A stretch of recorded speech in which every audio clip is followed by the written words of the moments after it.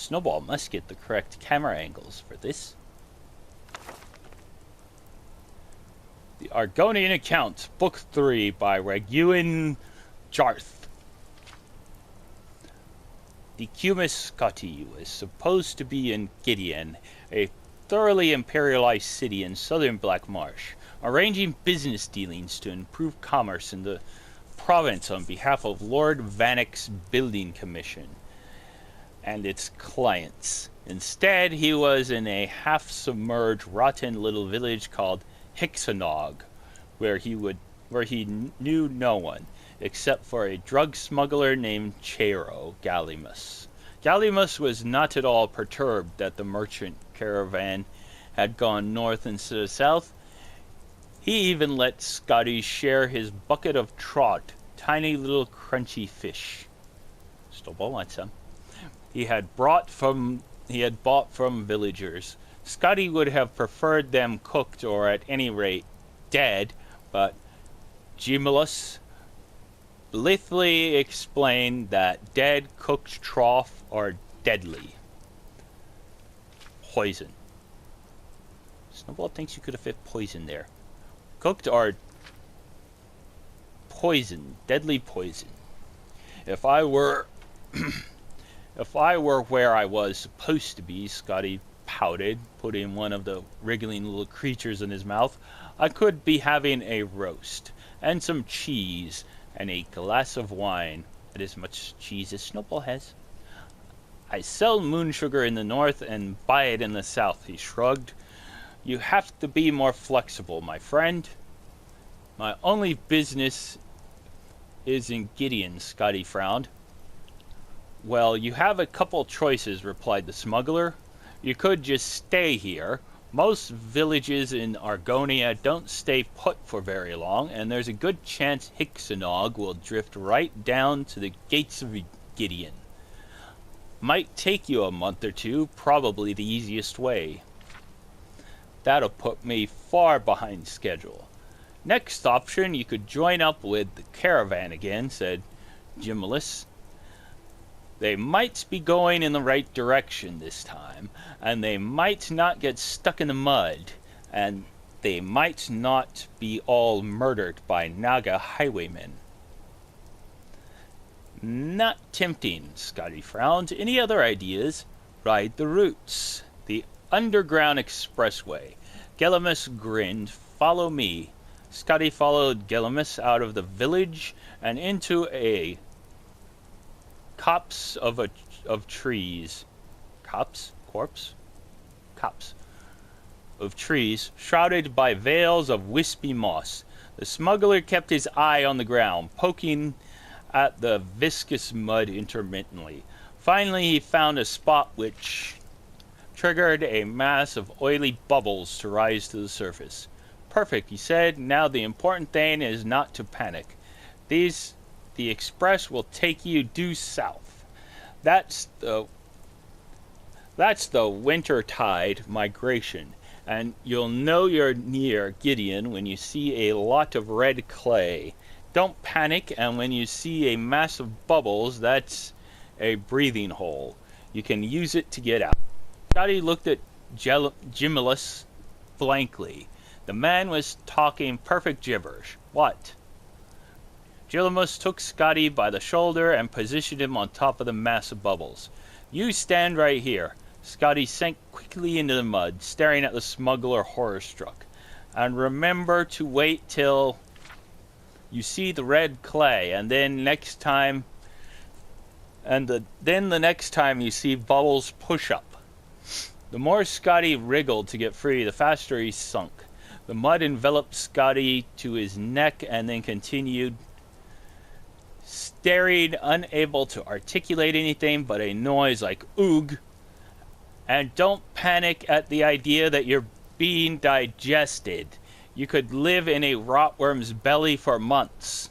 Scotty took one last panic gasp of air and closed his eyes before he disappeared into the mud. The clerk felt a warmth he hadn't expected all around him. When he opened his eyes, he found that he was entirely surrounded by a translucent goo and was traveling rapidly southward, gliding through the mud as if it were air, skipping along an intricate network of roots. Scotty felt confused and euphoria in equal measures, madly rushing forward through an alien environment of darkness, spinning around and over the thick fibrous tentacles of the trees. It was as if he were high in the sky at midnight, not deep beneath the swamp in the Underground Express, looking up slightly at the massive root structure above Scotty. Scotty saw something wriggle past. An 8-foot-long, armless, legless, colorless, boneless, eyeless, nearly shapeless creature riding the roots. Something dark was inside of it, and as it came closer, Scotty could see it was an Argonian man. He waved, and the disgusting creature the Argonian was in flattened slightly and rushed onward. Jimulus's words began to reappear in Scotty's mind at the sight. The wintertide migration, airhole, you're being digested. These were the phrases that danced around as if trying to find some place to live in a brain which was highly resistant to them coming in. But there was no other way to look at this situation. Scotty had gone from eating living fish to being eaten alive as a way of transport. He was in one of these worms. Scotty made an executive decision to faint. He awoke in stages, having a beautiful dream of being held in a woman's warm embrace. Smiling and opening his eyes, the reality of where he really was rushed over him. The creature was still rushing madly, blindly forward, gliding over roots, but it was no longer like a flight through the night sky. Now it was like the sky at sunrise in pinks and reds. Scotty remembered Jimulus telling him to look for red clay and he would be near Gideon. The next thing he had to find was the bubbles. There were no bubbles anywhere, though the inside of the worm was still warm and comfortable. Scotty felt the weight of the earth all around him. Just don't panic, Jimulus had said, but it was one thing to hear that advice and quite another to take it. He began to squirm, and the creature began to move faster at the increased pressure from within. Suddenly, Scotty saw it ahead of him. A slim spire of bubbles raising up through the mud from some underground stream straight up through the roots to the surface above him. The moment the rotworm went through it, Scotty pushed with all of his might upward, bursting through the creature's thin skin. The bubbles pushed Scotty up quickly, and before he could blink, he was popping out of the red, slushy mud. 2 gray Argonians were standing under a tree nearby, holding a net. They looked in Scotty's direction with polite curiosity in their net. Scotty noticed... What? In their net? Wait, hold on. They looked in Scotty's direction with polite curiosity. In their net, Scotty noticed, were several squirming, furry rat-like creatures. While he addressed them, another fell out of the tree. Though Scotty had not been educated in this practice, he recognized fishing when he saw it. "Excuse me, lad," Scotty said jovially. "I was wondering if you'd point me in the direction of Gideon." The Argonians introduced themselves as Drawing Flame and Furl of Fresh Leaves. The Argonians introduced themselves as Drawing Flame and Furl of Fresh Leaves and looked at one another, puzzling over the question. Who you seek? Asked Furl of Flesh Leaves. I believe his name is, said Scotty, trying to remember the contents of his long-gone file of Black Marsh contacts in Gideon. Argonian Right Foot Rock. Drawing Flame nodded. For 5 gold, show you way. Just east. It is plantation east of Gideon. Very nice. Scotty thought that the best business he had heard of the 2 days and handed Drawing Flames the 5 septums. The Argonians led Scotty into a muddy ribbon of road that passed through the reeds and soon revealed the bright blue expanse of Topol Bay far to the west. Scotty looked around at the magnificent walled estates where bright crimson blossoms sprang forth from the very dirt of the walls, and surprised himself by thinking, this is very pretty. The road ran parallel to a fast-moving stream, running eastward from Topol Bay. It was called the Oncobra River. He was told. It was called the Oncobra River, he was told. It ran deep into Black Marsh, to the very dark heart of the province.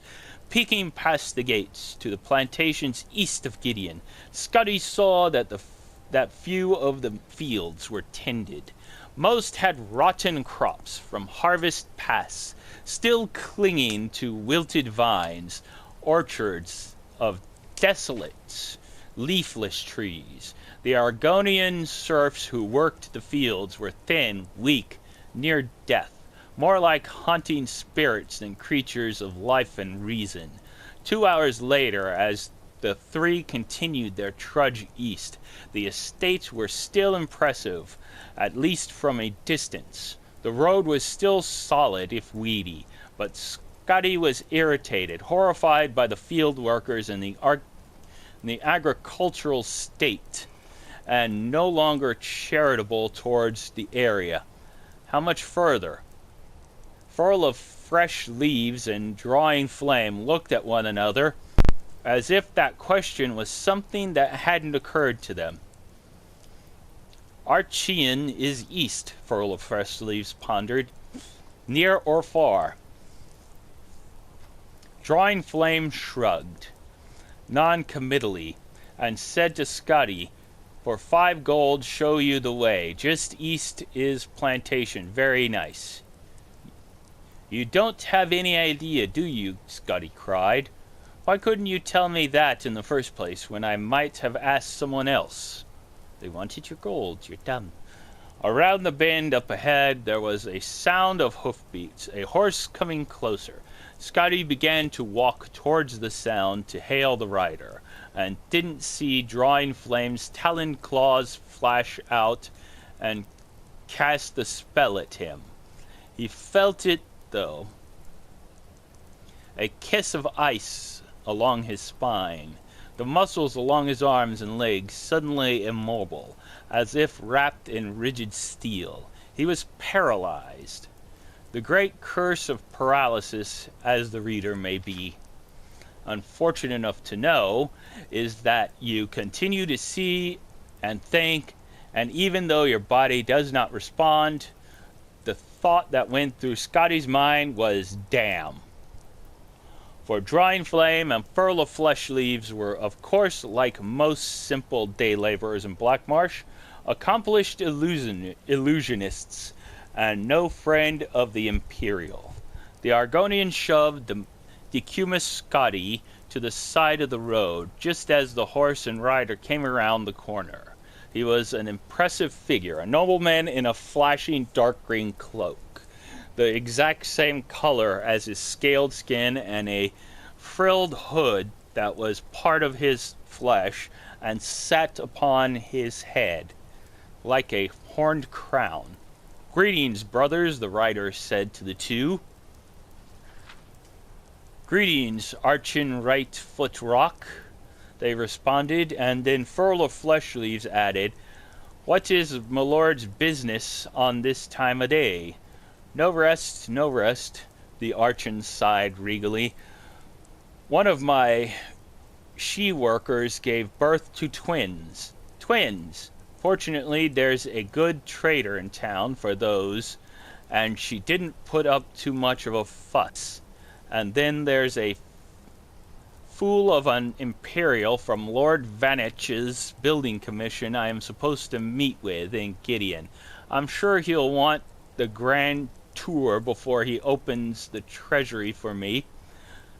Such a lot of fuss. Drawing flame and furl of fresh leaves sympathized, and then as Archie and Rightfoot Rock rode off, they went to look for their hostage. Unfortunately for them, gravity being the same in Blackmarch as elsewhere, in Tamriel, their hostage, Damascus Scotty, the Cumus Scotty, had continued to roll down from where they left him, and was at that moment in the Okenbra River drowning. Was this a good thing or a bad thing for Scotty? Tune in next time to find out the fate of the Cumus Scotty, cubicle worker. Have a good day. Bye-bye.